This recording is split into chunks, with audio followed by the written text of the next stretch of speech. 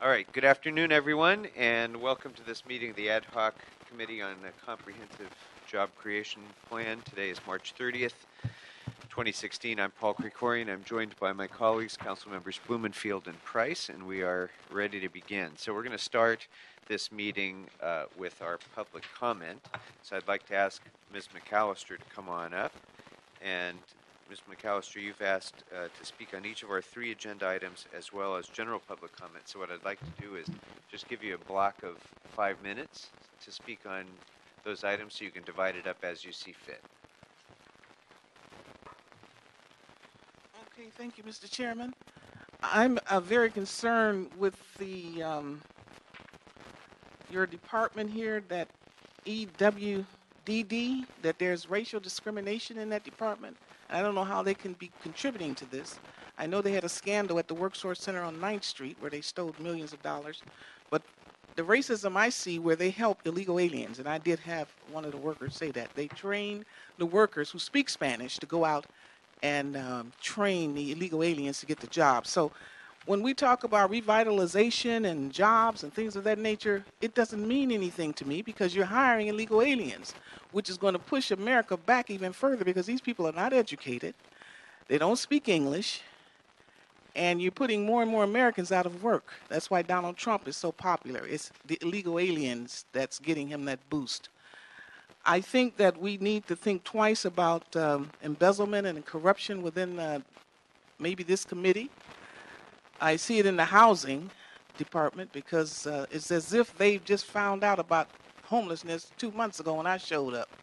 Now they got all kind of budgets, billion dollar budgets on homelessness. And I think this might be such a committee in itself also, where you are getting ready to play games with money to claim that you're going to help some people. How can you help the people of Los Angeles when you're hiring illegal aliens?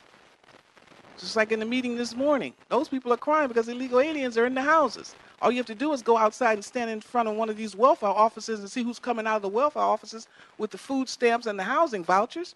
You see illegals. I saw one lady coming out and said she got 2 months' rent and food stamps. Illegal alien. So this means nothing. All of these meetings and coalition plans and small business plans, who's monitoring the small business MBE, WBE? You see it all the time. I walk by construction sites. I walked by one 2 weeks ago. The man couldn't speak English. I asked him, how in the heck did you get this job? And his friend didn't say anything. His friend told him to shut up. So what are we doing to make sure that Americans, citizens, get these jobs, housing, and everything else? We're doing not a darn thing. When I mention illegal, it's like I said, fire. I see it with all the council people, everybody, all the workers. When I say illegal, it's like I said something wrong. People don't dictate to me what to say. I'm telling the truth. This committee means nothing, and everything you're doing means nothing as long as you keep hiring illegal aliens and helping to smuggle them into this nation. They're not just walking into this nation by themselves. Now, what I want, if you do implement this, I want some oversight. When I say oversight, I mean independent oversight, not inside. Just like they just tried to promote 2 people, 2 clerk typists, to 100, and one was going to be paid $103,000 a year, and one $85,000 a year until I said something. They took it out of the motion, but they may try to sneak them in and pay them anyway. Who's making $103,000 typing something? So they've taken the housing crises and created a whole new industry, paying a clerk typist $103,000. I know what that means. They're from Chicago. It means somebody's going to get some money on the side from that $103,000, and he or she may be sleeping with somebody. So I'm not a fool. But anyway, I'd like to see some oversight, Mr. Council Member. And as some of you know, I have been tweeting this information, what I'm saying, which is perfectly legal, because the people of the world need to know what's going on in city council and with our politicians. They need to know that we have 60,000 black people sleeping on Skid Row and around this city in L.A. County, and not a darn person is doing anything about it, including Maxine Waters. And we need our 3 black council members to stand up. And for Mr. Price to sit down there this morning and agree that black people should have their belongings thrown in a trash can, that's treason. And until black people start dealing with black people that we vote into office, get into office and vote against us, we got to deal with those Negroes. We can't just back them up They're trying to kill us and our children and our grandchildren. We got to tell these Negroes that that's not an option. A Mexican would never do that to Mexicans and walk in the Mexican community. An Irishman would never do that. A Jew would never do that. Only these Negroes would do that and feel good about walking in the black community smiling in your face with a parade. And Mr. Price, when I go to this festival you give every year, jazz festival, black people created jazz festival. You got one black kid out of 35. That is an insult to black people. That's our music. And if you can't find any black kids, high school kids to be in that band, shut the band down. All right, thank you. That are there any other cards? Okay, that closes public comment on items 1, 2, and 3, and we're going to go ahead and close general public comment as well. With that, members, I'd like to take up item number 1, which is our motion relative to assessment of the percentage of the city's contracts held by small businesses, establishing goals for their participation, and options for creating a small business commission. And with that, I'd like to invite up the general manager of EWDD, Ms. Jan Perry, to come on up, as well as Gabriel Salazar with the CLAs.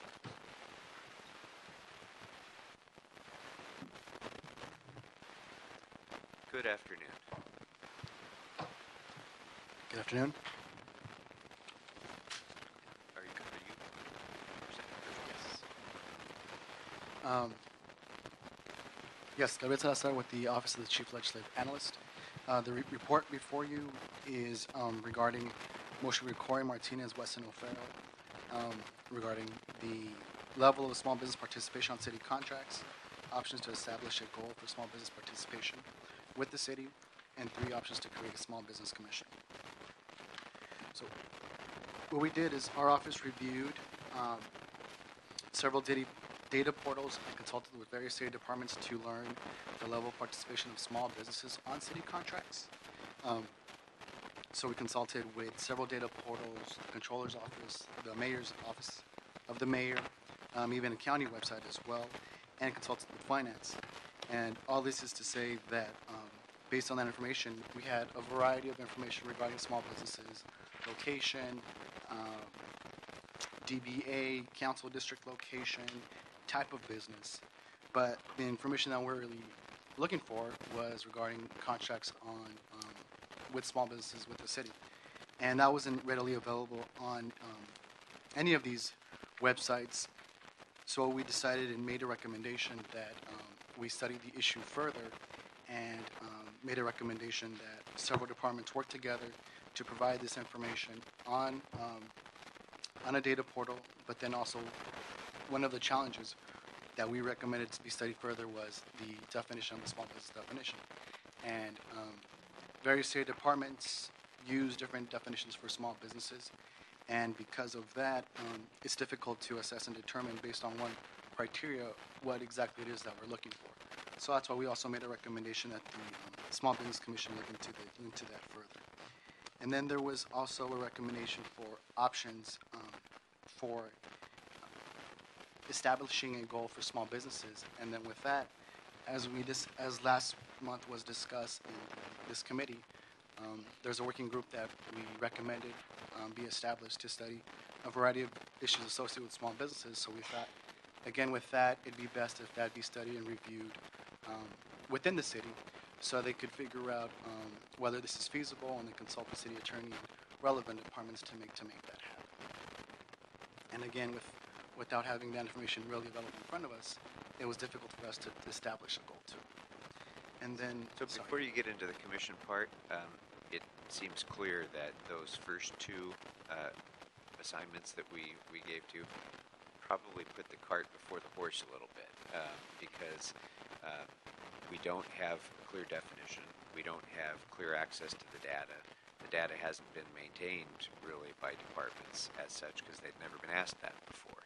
So in a sense, I think this really points up the need to have a small business commission, which is your next topic, in order to hash some of that stuff out and figure out, which of our many definitions for small business that we're already using in this city should we use when it comes to procurement or goal setting for contract participation, those sorts of things. In my view, that's exactly the sort of thing that probably would be one of the first tasks we would ask a small business commission to undertake, because as I'm looking at it, we have one, two, three. I mean, we have at least 5 or 6 different definitions in city policy for what a small business is, and that makes sense because each one serves a little bit different function. But when it comes to setting goals for how we want small businesses to participate in our contracting, we ought to have a single definition applied by every department, and that's something that probably the commission could undertake. So, but sorry, I didn't mean to interrupt the flow of thought. Go ahead with the commission. And then lastly, we looked at, as the motion requested, at options for a small business commission. So we studied five cities with small business commissions, and they serve various capacities in providing and studying small business related issues. Some of them ranged in size from 7 people, some all the way to 21 people. The cities we looked at were Chicago, Salt Lake City, San Diego, San Francisco, and the Los Angeles County. And with that, just kind of provided kind of a context of the type of small business commissions, the type of scope of work that they do, looked at their mission, their membership, their makeup, and the length of terms of those various commissions, as well to assist you in the decision regarding that. And members, among those other entities that has a small business commission is the county, and our general manager sits on that commission, so I wanted her to participate wearing both of her hats as general manager and as commissioner as well. Did you want to provide a comment now? No, I can do it now, if Okay. that's what you want. No, go right ahead. It's easier, I can just get out of the way. So yes, I was appointed by County Supervisor Hilda Solis, and the Small Business Commission supports the Department of Consumer and Business Affairs, or DCBA. It's an advisory body, and it represents the concerns of the small business community. And we provide advice to the County Board of Supervisors about commission activities from a small business perspective. We give advice to the director or the executive director on small business issues. We help identify potential partnerships, build links between the department and the county greater business community, and give guidance and advice and develop strategy on disseminating information regarding small business protection and what the county provides as far as services. It was structured as a commission back in 2001 by ordinance, and it has 20 members. Each supervisor appoints up to 4 members to the commission. And they also have alternates, and each commissioner serves 3-year terms. The commission has the responsibility of ascertaining the needs of the small business community. There's quite a mix of people on the commission, from small business owners to people like me who work in government, to just people who own companies, people from NABO, the National Association of Women Business Owners. We provide annual reports to the executive director. We assess the need for updating and changing procedures, programs, and legislation. And of course, we comment on effective outreach. And we, through the commission staff, monitor and evaluate the progress and implementation of all motions adopted by the board pertaining to the small business community. And we make findings and recommendations as appropriate, and are called upon to testify at times before the board on what the commission's position is on any number of topics. One of the biggest topics that we've worked on since I've been there, it's been a little less than a year, is the issue of procurement and universal certification, so that we can make a county-wide, with all of the cities within the county accepting of a universal form of certification as a small business, so that a business can go anywhere in the county and expect at least to be able to get in the door with the same application and the same credentials. And it's still underway. It's still in progress. And we have some metrics set for goals to hit by the end of the year to be able to advance this cause. We have a couple of examples in terms of governance. One of them is our Workforce Development Board. We have an executive director and 2 staff people. And the budget that supports that, that's got about 40 members, I think. Budget, which I can lay out for you at some point. I guess the only comment I would make because I've seen it work at the county, is to have subject matter experts mixed in with, traditional types of appointees, maybe an economist, things like that. And is the county's selection process such that that is required in the selection, or is it pretty much left to the supervisor? Left to the supervisor. But some of them have been, creative in the way that they select people. People who are engaged, and then people who will show up on a regular basis. Right. They're in a transition right now. Some of the commissioners have been on there a very, very, very long time. Yeah. Technology has changed and all that. One of the challenges for any commission like this is that small business people, of all people, are going to be the toughest ones to actually get to have the time to come and participate in meetings, because they're in small enterprises where they can't really take time away. So that is a challenge, and another reason that we should probably think about having subject matter experts and advocacy organization representatives and so on. Mr. Bloomfield. Yeah, along those lines, I was thinking the same thing about having organizations, the Small Business Administration rep, or like the Valley Economic Alliance, is a group that's dealing every day with small business issues, and I would think it would be good to have them as part of that committee, because they might actually not only put in the work but have access to resources and knowledge that the typical appointees may not have. Yeah, I would also suggest that we think about this, whatever the cutting edge is in terms of newer types of smaller businesses that are coming forward. Keep that in mind. So if you have people who can push the envelope on ideas, and have a perspective that is ahead of the curve.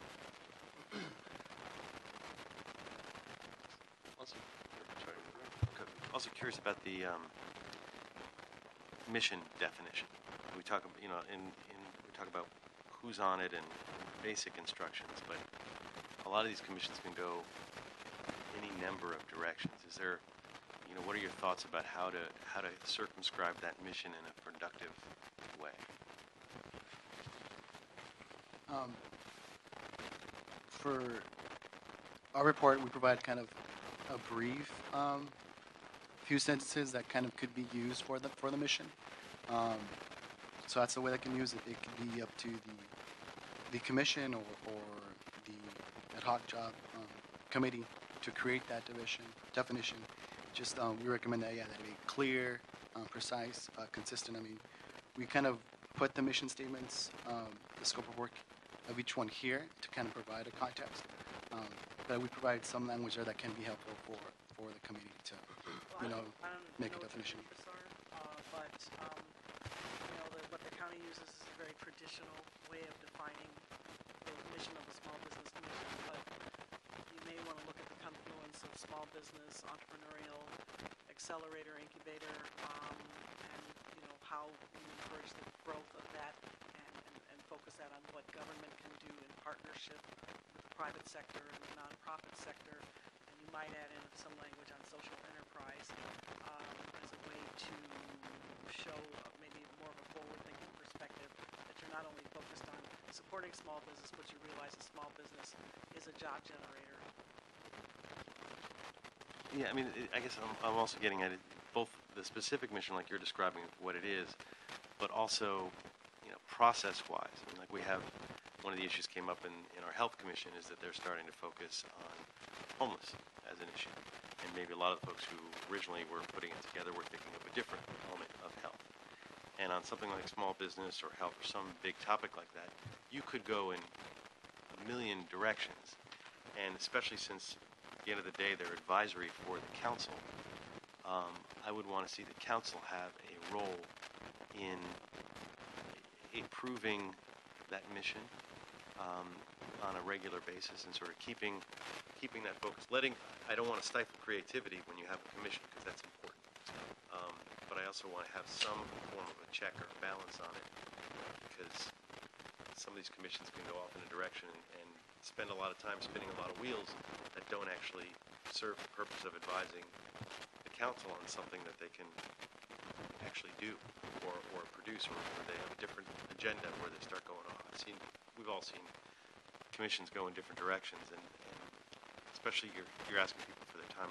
So I don't know how that's done, but I'm just sort of putting that out there now as we're moving forward to have a process check built into the system. Are they going to check in? Are they going to be looking at gross receipts tax and how that affects small business versus large business? Is that an appropriate place for the commission to be doing analysis, or should they be doing more the big picture of small business? The way the report, what the report recommends is that the commission take up items that are either introduced by motion or even that could come up organically, issues that are impacting businesses directly at this point in time. So it could go both directions, and that's how it could work. Again, I guess regarding the mission, it depends on the committee. I mean, if the more narrowly focused you have and targeted and precise, that may just narrow your discussions to that objective. But it could be a broad mission, kind of maybe like the way it's written now, but then you have the membership where you have strategic and the kind of people that make up that commission, where you have people representing, like you said, several industry sectors, the DC or the business from the district. So maybe the membership could represent various groups and perspectives, but then have like a mission that's general and broad, or it's up to the committee and how narrow and focused you want to be, or how extensive that you need that to be as well. Mr. Price? Thank you. Thank you to you both for the report. I was, when you mentioned the uniform certification challenges at the county level, definitely at the state level, it's total chaos trying to bring some order. So I appreciate that. But, it doesn't matter how, and I certainly like the idea of the commission. I think it makes a lot of sense. It doesn't really matter how big or how small it is. The work is going to be done by staff. So the question is, WDD is able now to handle this additional task and have to ramp up with additional personnel to sort of handle inquiries that are going to be coming out of this kind of commission. Well, For now, or how do you guys see that playing out? we can't maneuver it. We have a number of civil servants over there, so they're not large portion of staff civil service, so that's not something that can be maneuvered. And we have about 45 exempt positions, and we're trying to ramp up on the economic development side. So we would probably have to look at adding some staff to be able to accomplish this. You do have an existing LADF nonprofit 501c3 structure that exists now with 2 staff people. They're housed in the housing department. We normally deal with things like tax credits and that sort of thing. But, that may be something to build upon. CLA, CAO, I sit on it, housing sits on it, and the mayor has a representative, and we have some advisory members from the community there too. So that already exists with 2 staff people, but it depends. Just in taking a quick look at the Workforce Development Board staff, they're at about $1.5 million on an annual basis when they take care of approximately 40 board members.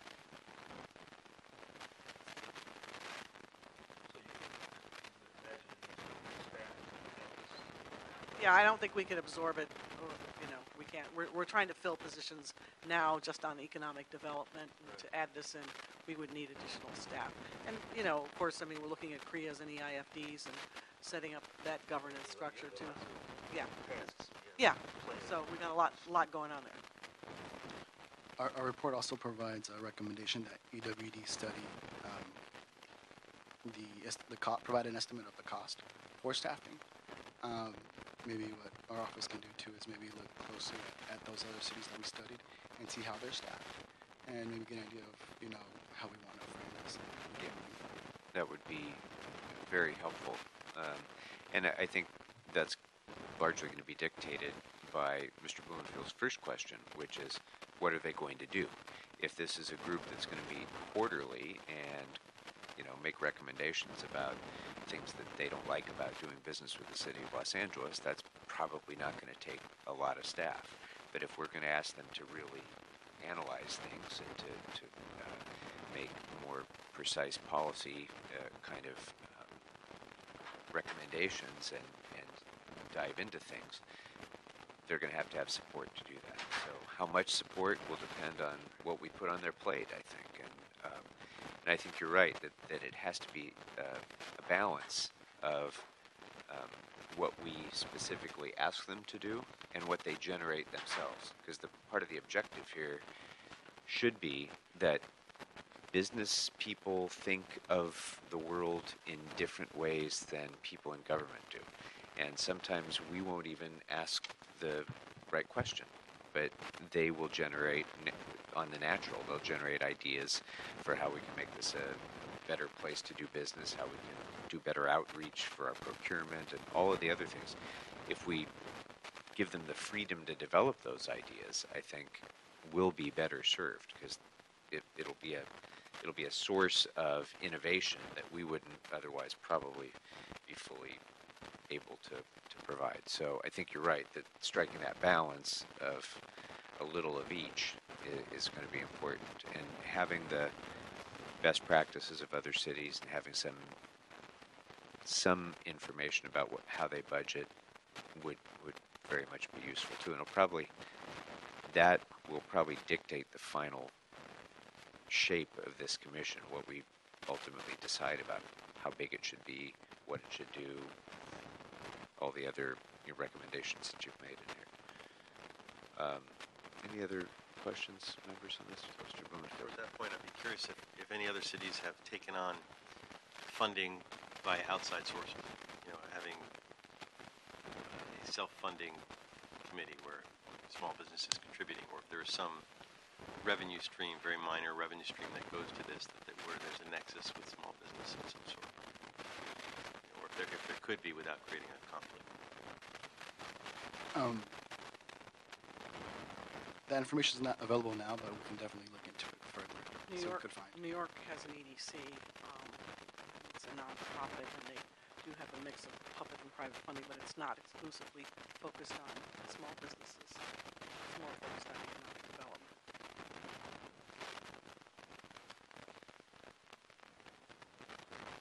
Okay, so members, on the first two issues that the report looked into, in which we have sort of inadequate information to be able to really develop that yet, there is a recommendation to request the Office of the Mayor and the Office of the Controller and instruct Information Technology Agency with input from CAO, EWDD, HCID, and the Bureau of Contract Administration and other appropriate departments to review the city's data portals and report on how these portals can be improved to include information on small business, so that we would be able better to gather this information at some point in the future. And then in terms of creation of the Small Business Commission, we could try to put some shape on what it would look like now, but it seems to me that we'd be better served hearing the budgetary information first, before we decide makeup and so forth.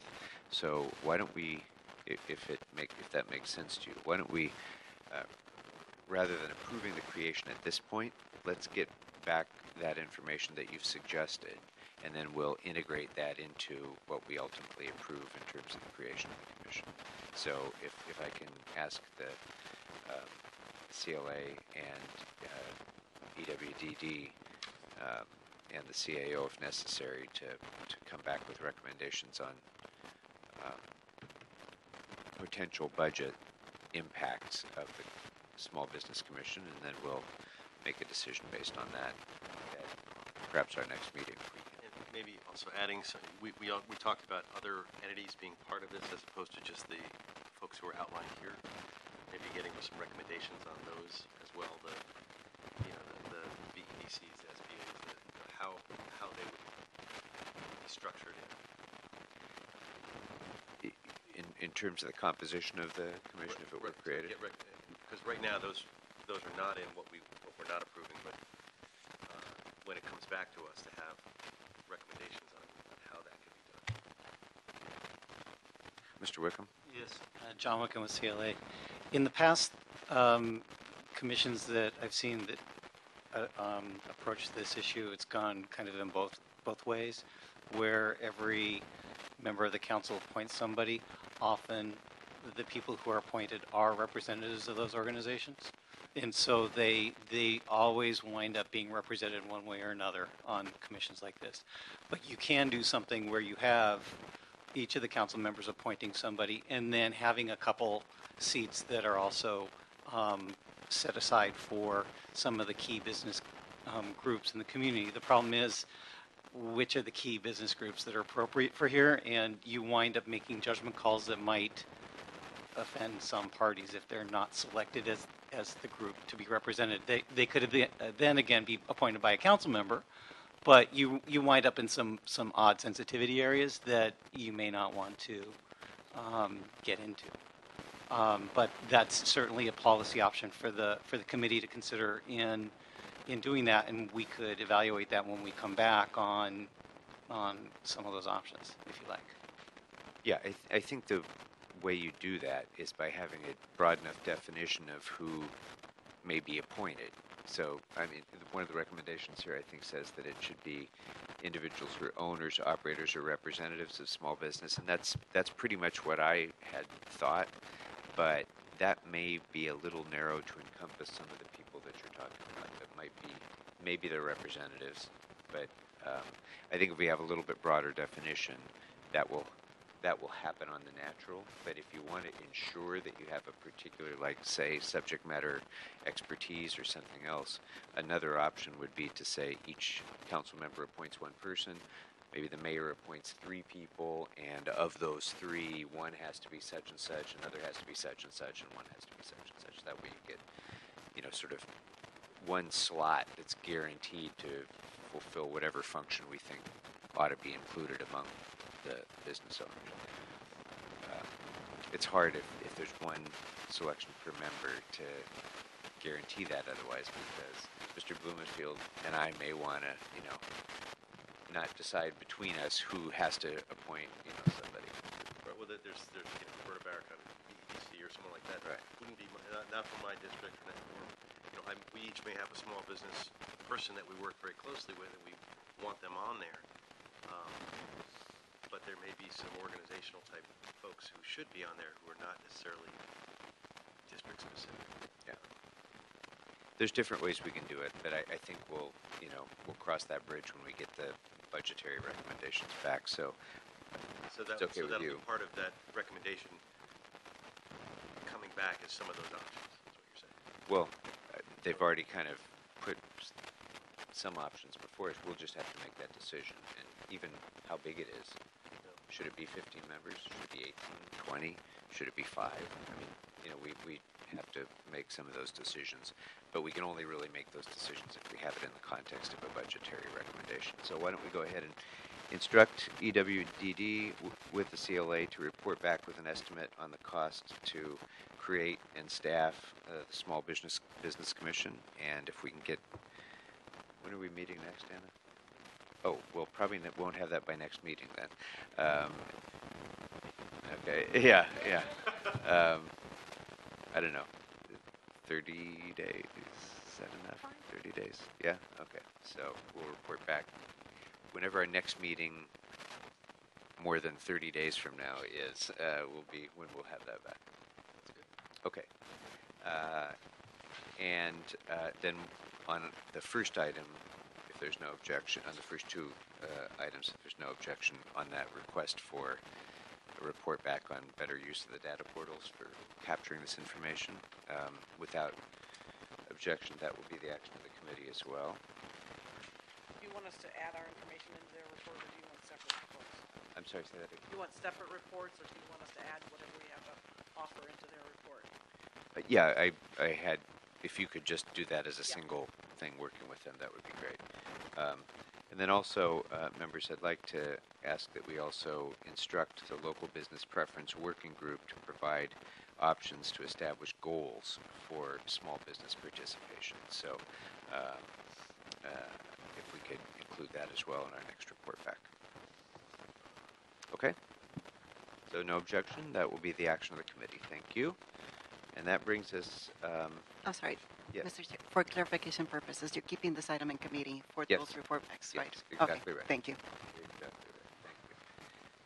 So we have 2 additional matters, members, to report on CREAs and a report on Jedi zones. I think what I'd like to do is take item number 3 first.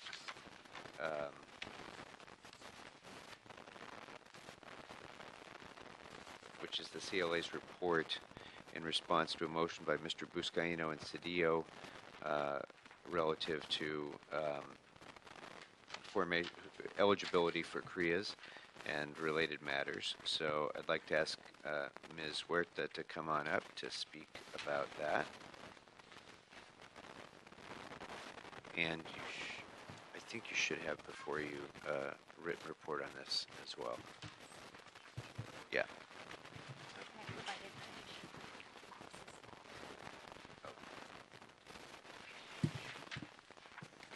Good afternoon. Good afternoon. Dora Huerta with the Office of the Chief Legislative Analyst.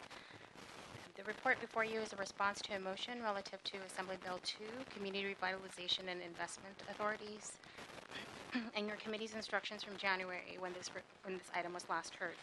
The motion directs our office to provide an analysis of AB 2, which became effective January 1st, authorizing local agencies to create a Community Revitalization and Investment Authority, or CREAs, to carry out provisions of community redevelopment law pertaining in areas pertaining to affordable housing, economic revitalization, and infrastructure. The motion also requests that our office study the former CRA areas and other areas that may be eligible to form a CREA. In addition to analyzing this bill, this report also includes information requested at your last committee in January to map out the readily available criteria that make areas eligible to form CREAs. The maps in this report were prepared with the assistance of the Planning Department and are based on that readily available criteria, including income and employment and crime. And they identify areas that could potentially be eligible for CREAs. Our report recommends that a CREA development team be formed to lead CREA formation efforts throughout the city. The team could include our office, the CAO, the city attorney, the housing department, as there are a number of housing requirements in the bill, and other departments as appropriate. As areas surface that meet the required conditions, this team can lead the city's this team led by the Economic and Workforce Development Department could work with individual council offices to identify areas that would most benefit from this new tool. Once areas are identified, the team could move forward with financial analysis, including the time that it would take to generate significant revenue in the areas and address other matters identified in the report. So council can make a determination on whether or not to move forward with CREAs. Our report notes that the city should allow for extensive and in-depth analysis of several financial, technical, and legal matters, what we call pre-establishment matters, prior to proceeding with a CREA.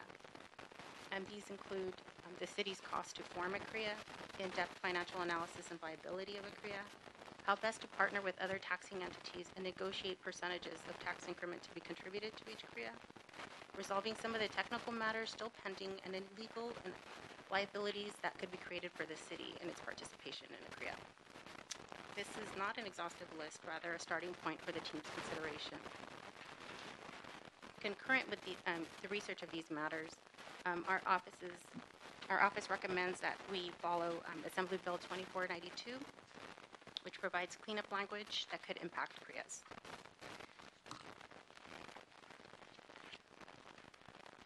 This concludes my presentation.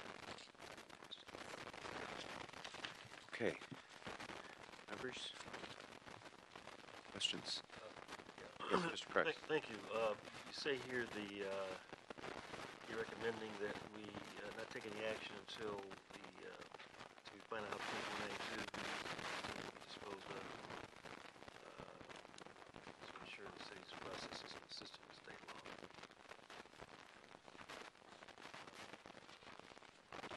Do you know how that bill is moving now? It was just introduced in February.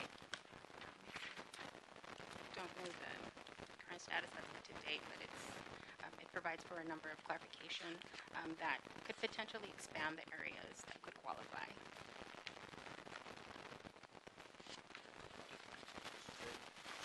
So would we need to wait, though, until that bill is disposed of before, I mean, it seems to me we could start working on some of the, technical issues that you've talked about, the financial issues, the legal matter, get the ball rolling on that.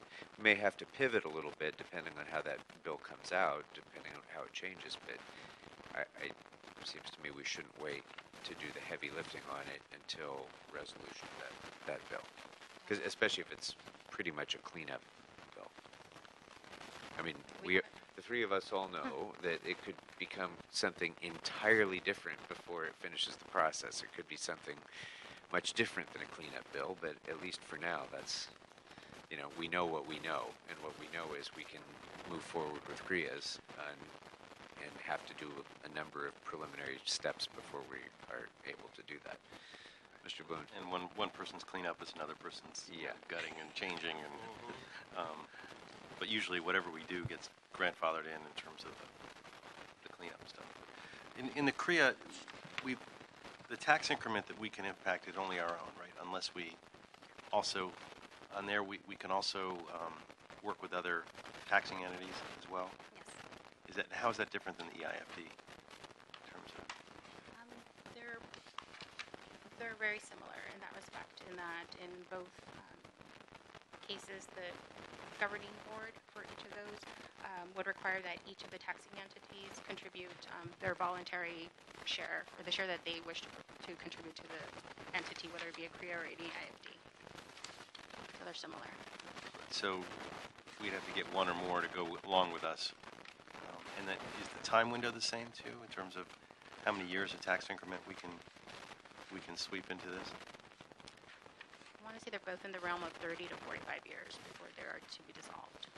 So the only difference, and this sort of, I guess it's kind of related to both issues, but it's helping me understand this one too, is the only difference is what you can spend the money on, who can spend it, and as opposed to how you get it.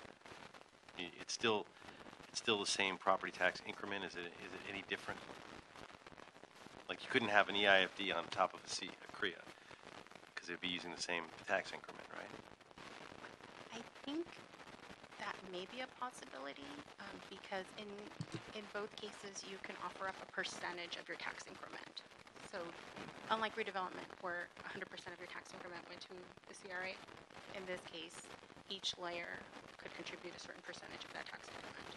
So say if an EIFD in that area wished to contribute 10% and a CREA that was layered on top of it wished to contribute another 10%, 15% to an EIFD, there may be so you could, an option you to could layer. have 25% of tax increment, not of tax, and it's just increment, right? So it's the marginal increase.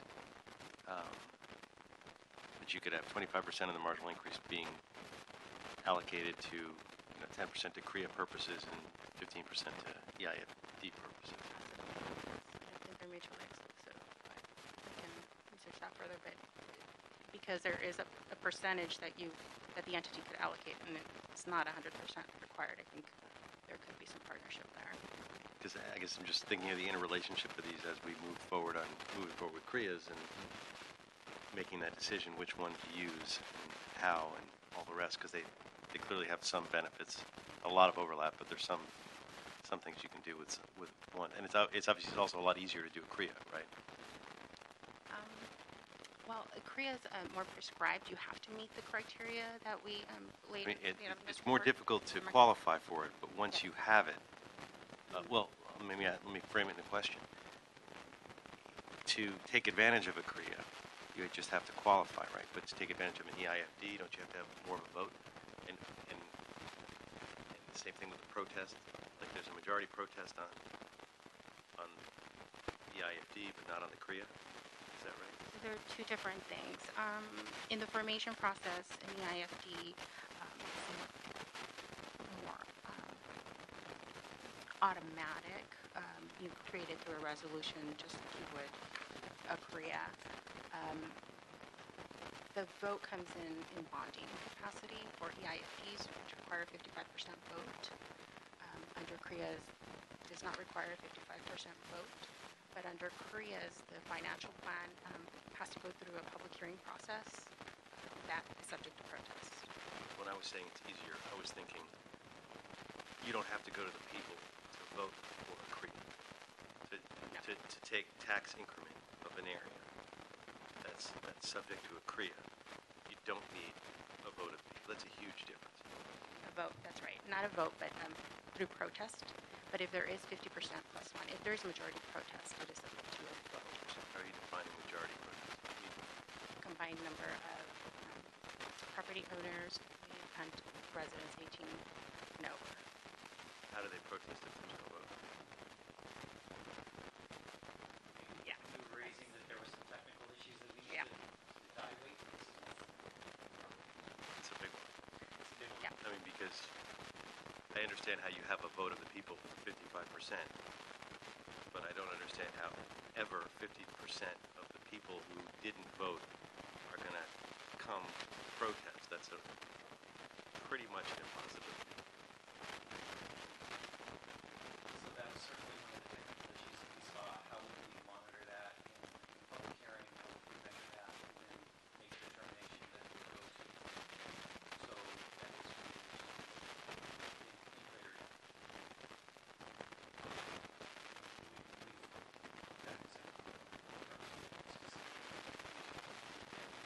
They were drafting the bill, what they were thinking on how to implement it. So we're still. And we should go a step further and decide what's best for us in LA, and then let's tell them what to do. Especially, well, and especially since there's already cleanup legislation in the pipeline. It's all the more reason for us to lead on that.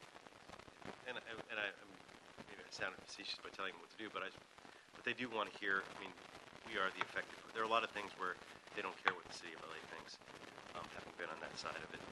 But there are a lot of things that they would, and this is exactly the kind of thing where our input as a city could drive that conversation and make that determination. Whereas when we tell them what to think about it, gun control, they don't care. Particularly if we do this in collaboration with the county, since the county's already initiated their discussions about it as well. And then it's a pretty potent pilot program to have the county and the city of Los Angeles launching a CREA program.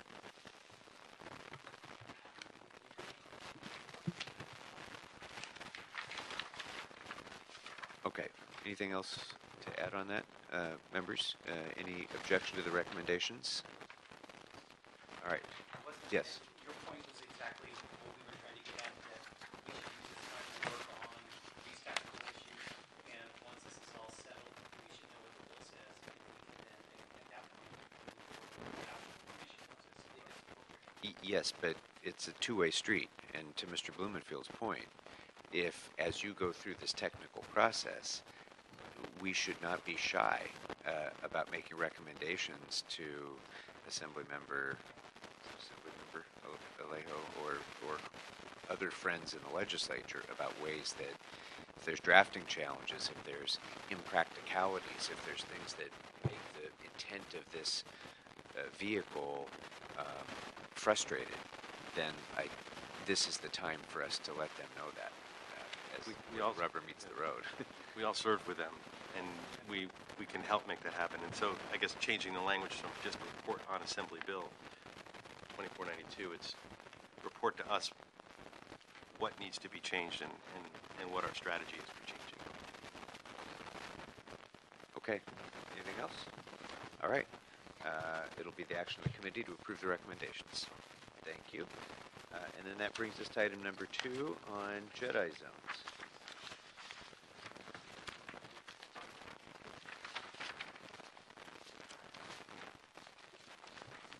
And Ms. Huerta, the reason I took these out of order is only because I wanted to make sure that we all had a chance to look at these CREA eligibility maps first, because one of the first challenges, and I don't want to jump in before your report, but one of the challenges that we're going to have is identifying what should be the eligibility requirement for a Jedi zone. And as you can see by these CREA maps, these zones are going to be pretty constrained based on a lot of different factors. So we may decide to piggyback on those or do something differently. So go right ahead. Thank you. The report before you responds to a motion relative to jobs and economic development incentive zones. The motion directs our office to report on a program to develop economic incentive zones throughout the area. Our report recommends that EWDD lead the JEDI zone formation efforts along with the JEDI exploration team to ensure consistency with the formation of JEDI zones throughout the city. We also recommend that the city attorney be requested to work with EWDD to note any findings and identify all legal matters associated with forming a JEDI zone. The report provides a preliminary framework for council consideration in crafting a JEDI zone establishment policy. Some of the components of this framework leading to the establishment policy include selection criteria for the zones, whether council wishes to overlay the existing state and federal designations, or create an independent set of criteria. In determining the type of incentives that would be offered, we recommend developing a citywide business incentive plan with existing zones available to businesses in the city and to propose new incentives for council consideration, as well as local JEDI zone incentive plans. And also, the framework would also cover the required administration and resources in these zones. Given the elimination of redevelopment and other state and federal programs, we note the importance for the city to reassess its current programs to ensure that it can adequately respond to businesses. Our office recommends that EWDD, with the assistance of other departments, carry out a business service gap analysis, report any gaps in business incentives and services, study the feasibility and impacts of the incentives listed in the motion, and prepare this citywide business incentive plan with feedback from local stakeholders. A citywide incentive plan could include a comprehensive list of existing incentives and identify new incentives for council to consider. Our office notes that each JEDI zone could benefit from a local JEDI incentive plan that focuses on the area's unique needs and potential for growth. The plan could include specific incentives and goals for that zone with a 5-year outlook. These would be revisited every 5 years to ensure their responsiveness to the changing needs of the business community. That concludes my presentation and available to answer any questions on the report. Members? Mr. Blumenfield. A couple things. As we look at the JEDI zones, I want to be thinking about when the enterprise zones were being eliminated in the state level. I remember I was struck by a report the Legislative Analyst Office did, the governor was pushing, which surprised me because I'm a fan of JEDI zones and I wasn't opposed to the enterprise zones, but they did this extensive report showing that net, the enterprise zones didn't create any more business in California. They just moved business around. And I was struck by that because we spent a lot of money on different incentives, and if the facts were showing that they were moving business around, they weren't they weren't improving business, then maybe that wasn't the best use of, in that case, the state resources. Different on the city level because we're competing with other cities and other areas. Also different in the sense that sometimes we have a policy objective. Even if we know with our eyes wide open that it's just going to move money around, we have an objective to put it into a blighted area and move it from other places. But I want to make sure that our eyes are wide open. So when you come back with some of the feasibility and implementation studies, like some attention paid to the net effect of each of these incentives and whether just so it doesn't mean it's a bad incentive, but our eyes are open. Is this a net winner, or is the goal of this to just move money into a blend? And I think it's important that we understand that because these are real resources, incentives. None of us should be fooled, and when we do an incentive, that's money that's coming from somewhere. Also, I think they are going to have to be expanded. I mean, I look at mine. I don't have anywhere in my district qualifying for CREA. Clearly, we're going to have it extended to serve all sorts of other parts of the city. We certainly have poverty in parts of my district, and this is true all over the city. So it's important that we look at these other incentives as well as CREA. But that was pretty much it. Oh, one other thing, the staffing issue. I mean, does EWDD have enough staff to achieve these, this goes back to that, to achieve these goals? And, making sure that we lay that out clearly. I know that's going to come through the budget process, but we can't look at one without the other. Yeah, and given that one of the recommendations is to instruct EWDD to lead feasibility and implementation efforts, I would expect that essential to feasibility and implementation will be that very consideration. So what would we need to do to augment the budget of the department and the staffing of the budget to be able to make this a success? So, good points, Mr. Bloomfield.